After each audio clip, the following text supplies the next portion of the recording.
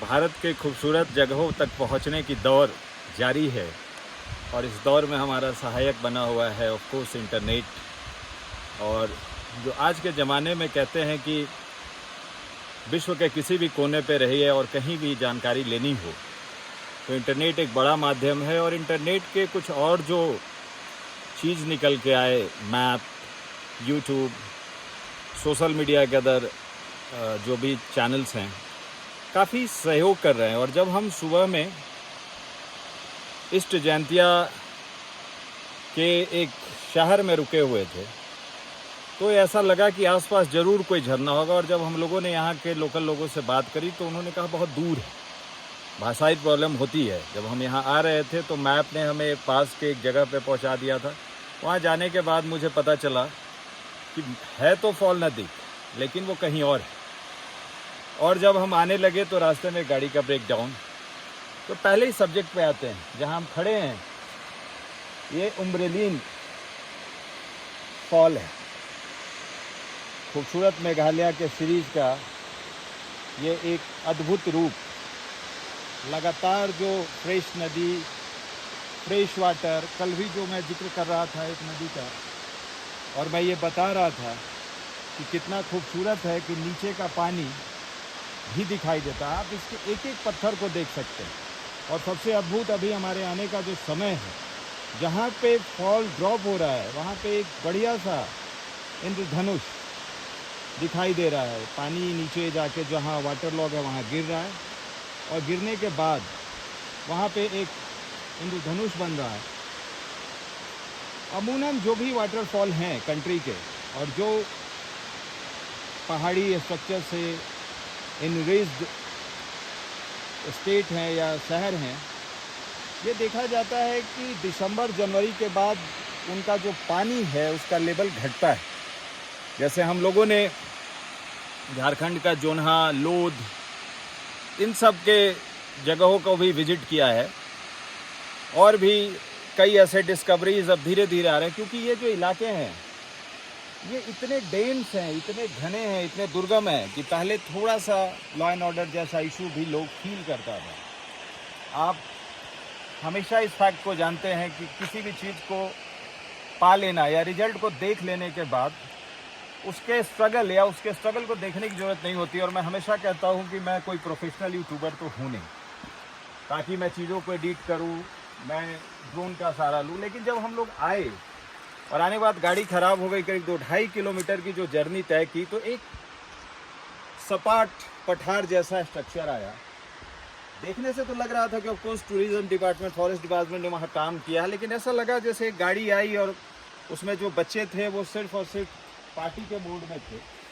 तो हम शहर से गए और ऐसा लगा कि हम शायद जो गूगल पे ढूंढ के आए थे वो कुछ और था।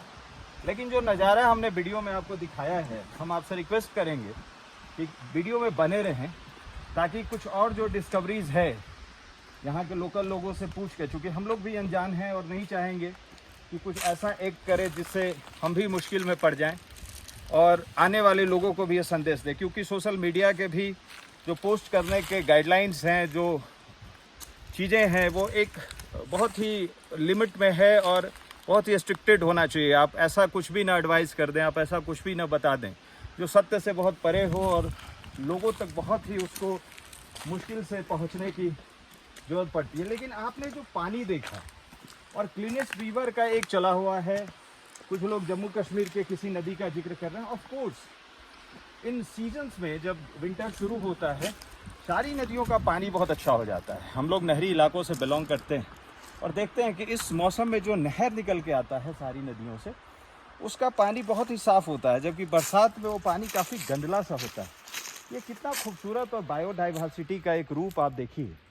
नीचे फर्न्स हैं और उसी फर्न्स में कोई ऐसा डेवलप हुआ है जो अपने आप में एक यूनिक प्लांट है। मतलब जब हम फॉरेन जाते हैं, स्कॉटलैंड, स्विट्ज़रलैंड या मियामी जैसे शहर, मैं उनकी इंसल्ट नहीं कर रहा, लेकिन मैं ये बताने की कोशिश कर रहा हूँ, मैं कोई डिस्कवरी भी नहीं कर रहा हूँ। ये ऑलरेडी थिंग्स डिस्कवर किया है किसी ने, तब तो यहाँ रास्ते बनाए गए। अब देखिए, जिस संघर्ष की मैं बात कर रहा था ऐसे रास्ते से करीब हम 1.5 किलोमीटर गुजरे हैं। बीच में कड़ी धूप भी हुई है। मेघालय बहुत ठंडा है, सुबह में बहुत ठंड थी 7 बजे। लेकिन आप पहाड़ों पे देखते हैं जो आसमान, आप देखिए आसमान का नीलापन, और उसके कारण हम जो फील कर रहे थे, एक कड़ी धूप का एहसास कर रहे थे। आप यहाँ आने के बाद वो हर एक जगह भूलेंगे जो आपके दिमाग में ये बनता है कि फॉरेन जाने के बाद भी ये नज़ारे मिलते हैं। आप इसको देखिए, जो हम जिक्र जंगल में पाते हैं, जो नील नदी और अमेजन जंगल का जिक्र हम कर पाते हैं, कितना डेंस फॉरेस्ट है। मतलब अगर यहाँ से कोई उतरने की कोशिश करे तो एक एक फीट पे पौधा है, और ये सेल्फ नर्चर्ड है। ना इसमें फर्टिलाइज़र की ज़रूरत है, ना इसमें कहीं पेस्टिसाइड की ज़रूरत है। सबसे बेहतरीन तो ये है कि हमने अभी तक कभी इस इलाके में आग लगने वाली घटना नहीं सुनी, जो कहीं कहीं फॉरेस्ट में देखने को मिलता है, नेशनल से लेके इंटरनेशनल तक।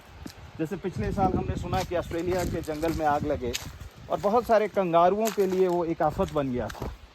लेकिन यहाँ पे मैंने ऐसा नहीं पाया। ये खूबसूरती पता नहीं कुदरत का वरदान है। और जो हम नॉर्थ ईस्ट इलाके भारत के जिसमें जो राज्य आते हैं, उसमें से आसानी से पहुंचने वाला राज्य सिक्किम होता है। लोगों के लिए वो आराम से जलपाईगुड़ी स्टेशन पर उतरते हैं, ऊपर पे चढ़े जाते हैं। लेकिन ये जो मेघालय है, गुवाहाटी के बाद इसका सफ़र शुरू होता है। और हम जहाँ खड़े हैं ये ईस्ट जयंतिया है।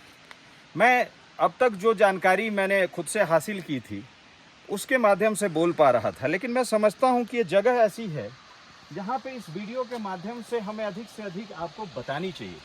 क्योंकि कई ऐसे लोग होते हैं जो पहुंचने की कोशिश करते हैं। जब हमने लुखा नदी का वीडियो कल डाला तो कम से कम 20-25 लोगों ने पूछा कि वहां पहुंचने का रास्ता क्या है, हम भी जाना चाहते हैं।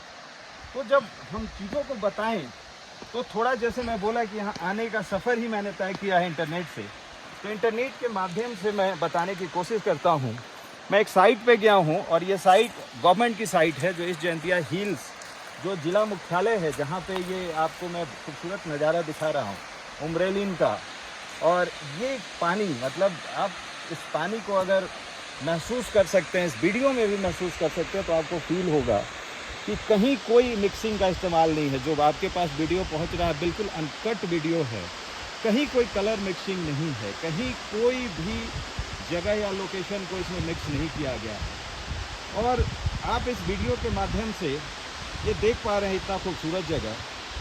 तो ये कहता है कि ये आइकॉनिक उम्ब्रेलिन फॉल्स जो है रांगड विलेज में, मतलब जो गांव है जहां हम खड़े हैं, ये रांगड विलेज है, ईस्ट जयंतिया हिल्स पर है। और ये करीब करीब जिला मुख्यालय से 36 किलोमीटर की दूरी पे है।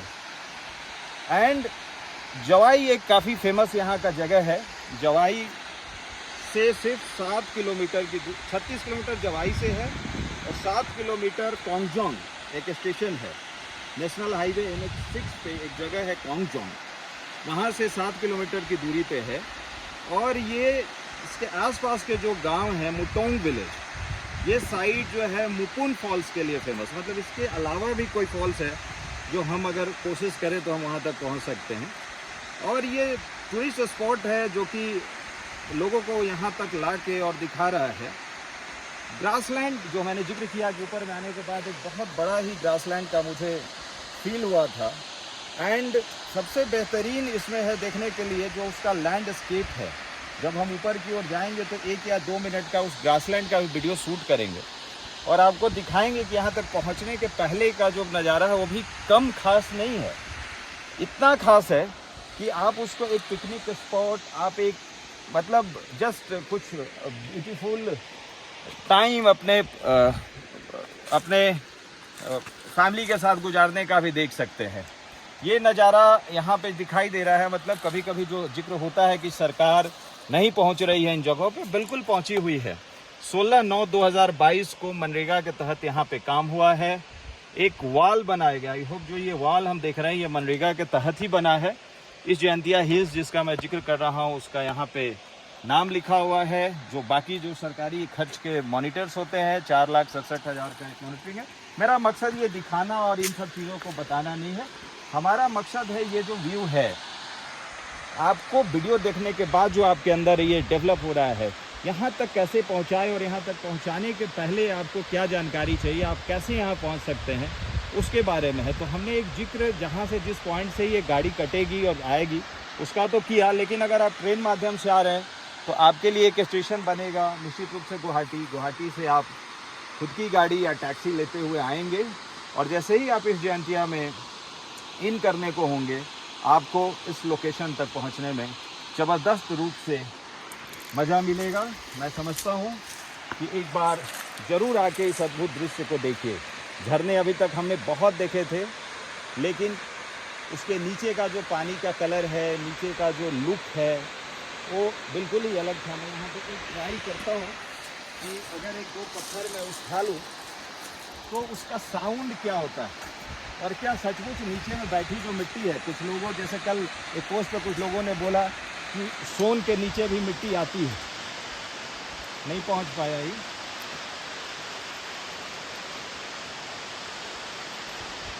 वो शायद कुछ तो साइंस का ऐसा है और मैं ज़्यादा ट्राई भी नहीं करूँगा। मे बी कि कुछ ऐसे भी एडवेंचरस लोग होते हैं जो नीचे पहुँचे रहते हैं, तो मैं ट्राई कर रहा हूँ इसको बीच में पहुँचाने का। लेकिन एक लास्ट ट्राई जस्ट करके देखते हैं कि जब ये साउंड करता है तो कैसा आता है।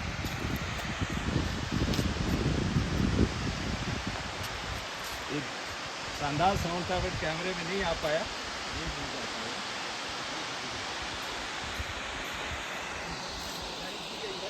ऊपर आए थे तो 30 रुपीज़ पर पर्सन एक टिकट था, कोई टिकट काउंटर नहीं था, तो हमें लगा था कुछ नहीं है, बट एक आदमी आए और उन्होंने बोला ये चाहिए, तो उन्होंने बताया कि नीचे तो कोई नहीं जाता, इसलिए हम ये एक्ट कर रहे हैं। एक बार और ट्राई करके देखते हैं।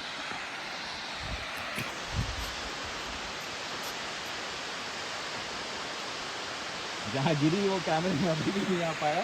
देखने से ऐसा लग रहा है कि जस्ट नीचे है, बट एक डिस्टेंस है और जो साइंस का अपना सिद्धांत होता है गुरुत्वाकर्षण से लेके और भी बल जो लग रहे हैं, ये शायद कुछ कैप्चर करता है। लेकिन हम देख पा रहे हैं कोई भी उसमें गंदगी जैसी नहीं है, एक खूबसूरत नज़ारा। मैं इसका 2-3 सेकंड का विदाउट कमेंट्री भी एक वीडियो बनाऊंगा। और जब भी आपको ऐसा फील हो मॉर्निंग में कि थोड़ा सा नेचर के क्लोज बैठ के चीज़ों को देखें, थोड़ा सा योगा मोड में रहें, ऐसा फील करें आंख बंद करके कि आप प्रकृति के क्लोज हैं, तो ज़रूर उसे देखिएगा। धन्यवाद।